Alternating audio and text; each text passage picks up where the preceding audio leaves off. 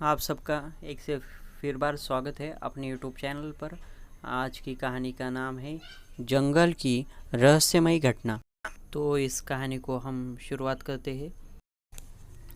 जंगल के बीचों बीच एक छोटा सा गांव था जो चारों ओर से हरे भरे पेड़ों से घिरा हुआ था। इस गांव का नाम था सुकूनपुर। गांव के लोग बेहद शांत और मिलनसार थे, लेकिन एक दिन गांव में एक अजीब घटना घटी जिससे सबको चौंका दिया।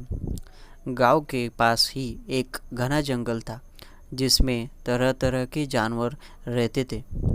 गांव के लोग अक्सर वहां शिकार करने जाते थे, लेकिन एक दिन गांव के मुखिया रामू काका ने जंगल में एक अजीब आवाज़ सुनी। वे डर गए और तुरंत गांव वापस आ गए। उन्होंने गांव वालों को बताया कि उन्होंने जंगल में एक भयानक चीख सुने। गांव के लोग पहले तो हंसे, लेकिन जब कुछ और लोगों को भी वही आवाज़ सुनाई दी तो सब चिंतित हो गए। गांव में चर्चा होने लगी कि जंगल में कोई रहस्यमय शक्ति है। कुछ लोगों ने इसे भूत प्रेत का नाम दिया, तो कुछ ने इसे कोई जंगल की आवाज़ बताया। रामू काका ने गांव वालों से कि समझाया कि हमें डरना नहीं चाहिए और इस रहस्य का पता लगाना चाहिए। उन्होंने कुछ युवाओं को साथ में लेकर जंगल में जाने का फैसला किया।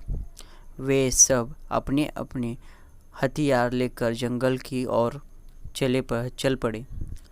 जंगल में घुसते ही उन्होंने वही भयानक आवाज़ फिर से सुनी। सभी डर के मारे रुक गए, लेकिन रामू काका ने हिम्मत नहीं हारी। वे धीरे धीरे आवाज़ की और बढ़ने लगे। जब वे आवाज़ के पास पहुँचे तो उन्होंने देखा कि एक बड़ा सा अजगर एक पेड़ के नीचे लिपटा हुआ है और चीख रहा है। रामू काका ने ध्यान से देखा और समझा कि अजगर के पेट में कुछ अटका हुआ है, जिसकी वजह से वह चीख रहा है। रामू काका ने गांव के युवाओं को इशारा किया और सबने मिलकर अजगर को शांत किया। उन्होंने देखा कि अजगर के पेट में एक छोटा हिरन फंसा हुआ है। उन्होंने बड़ी सावधानी से अजगर के पेट से हिरन को बाहर निकाला। अजगर ने राहत की सांस ली और जंगल में वापस चला गया। गांव के लोग इस घटना से बहुत खुश हुए और रामू काका की बहादुरी की तारीफ की। इस घटना के बाद गांव में फिर कभी ऐसे अजीब आवाज़ नहीं सुनाई गई। गांव के लोग इस घटना से सीख गए कि किसी भी समस्या का समाधान डर से नहीं बल्कि हिम्मत और समझदारी से किया जा सकता है। इस घटना ने गांव वालों के दिलों में एक नई उमंग और विश्वास जगाया। उन्होंने समझा कि किसी भी रहस्यमय घटना का सामना करने के लिए एकता और धैर्य की ज़रूरत होती है। रामूश काका की बहादुरी और युवाओं की मदद से गांव में शांति लौट आई। इस घटना के बाद गांव के लोग और भी ज़्यादा एकजुट हो गए। उन्होंने जंगल में जाने से पहले एक टीम बनाने का नियम बनाया ताकि कोई भी ऐसी घटना फिर से ना हो सके। गांव के बच्चों के लिए ने भी इस घटना से बहुत कुछ सीखा। वे सब समझ गए थे कि डर कर भागने से समस्या हल नहीं होती, बल्कि मिलजुल कर और समझदारी से काम करने से हर मुश्किल का सामना और हल निकाल सकते हैं।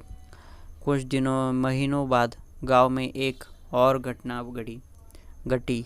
एक दिन गांव के किसान पर कुछ अजनबी लोग आए। वे लोग बहुत भूखे और थके हुए लग रहे थे। गांव वालों ने उनसे बात की और पता चला कि वे लोग अपने गांव से भटक गए हैं और घर वापस जाने का रास्ता ढूंढ रहे हैं।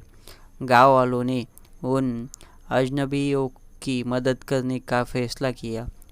उन्होंने उन्हें खाना खिलाया और आराम करने के लिए जगह दी। अगले दिन रामू काका और कुछ युवा उन अजनबियों को उनके गांव तक पहुंचाने के लिए तैयार हो गए। रास्ते में एक बार फिर से वे जंगल से होकर गुजरे। इस बार भी जंगल में वही अजीब आवाज़ सुनाई दी, लेकिन इस बार रामू काका और उनके साथी डरने की बजाय सतर्क हो गए। उन्होंने ध्यान से सुना और समझा कि यह आवाज़ कहीं और से आ रही है। वे आवाज़ की दिशा में बढ़े और देखा कि एक पेड़ पर एक पक्षी का घोंसला है और उसमें फंसा हुआ एक छोटा चिड़िया चीख रही है। रामू काका और उनके साथियों ने मिलकर उस चिड़िया को घोंसले से बाहर निकाला और उस आज़ाद किया। इस घटना से गाँव वालों को एक और सबक सिखाया कि हमें हमेशा सतर्क रहना चाहिए और किसी भी समस्या का शांतिपूर्वक और समझदारी से हल निकालना चाहिए। गांव के लोग इस घटना के बाद और भी ज़्यादा एकजुट और मजबूत हो गए। उन्होंने एक दूसरे की मदद करने और हर समस्या का हल मिलकर निकालने का संकल्प लिया। सुकूनपूर्व गांव एक मिसाल बन गया कि कैसे एकता, धैर्य और हिम्मत से किसी भी मुश्किल का सामना किया जा सकता है। इस कहानी से हमें यह सीख मिलती है कि डर कर भागने से बेहतर है कि मिलकर हर मुश्किल का डटकर सामना करें। यह कहानी आपको पसंद आई होगी तो सब्सक्राइब कीजिए, लाइक कीजिए और आपके दोस्तों के साथ शेयर कीजिए।